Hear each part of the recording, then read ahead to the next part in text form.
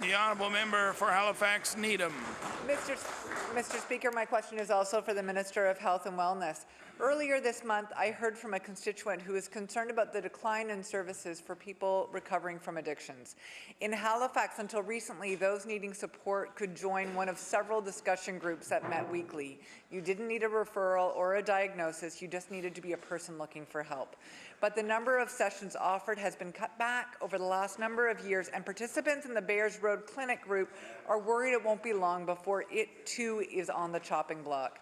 Mr. Speaker, I'd like to ask the Minister, does he think that cutting support for these sorts of group programs will help the mental health of Nova Scotians? The Honourable Minister of Health.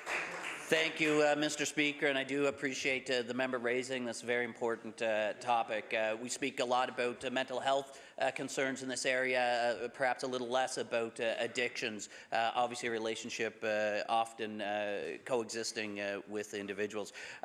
Pleased to let the member know that mental health and addictions are a priority for this government. We made significant investments in our harm reduction, our opioid framework, Mr. Speaker. We continue to invest and pursue, based upon advice and recommendations from the frontline clinical staff, Mr. Speaker, who advise us, and we've adopted and we've invested in those recommendations to improve care for and treatment options for those with various addiction disorders. The honourable member for Halifax Needham. Mr. Speaker, Nova Scotians recovering from all sorts of addictions need support. Last year, the group meeting in Dartmouth stopped running, and in October, Halifax lost its second last support group, leaving the region with just one. Mr. Speaker, these support groups are crucial not just for people recovering from addictions, but also for their friends and family. Will the minister commit to reinstating these important services? The honourable Minister of Health. Thank you, Mr. Speaker. I'm certainly happy to follow up with the member opposite.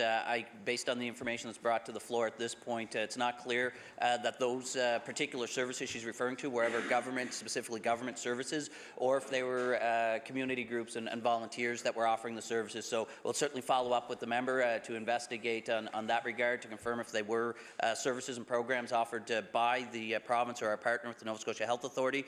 But again, I want to reassure the member and all members of the legislature that our commitment to mental health and addictions is one of our top priorities, and we continue to invest in those areas. And we know, recognize, and value the role that our partners in the community providing support to not just those with addictions and mental health challenges, but also their loved ones as well.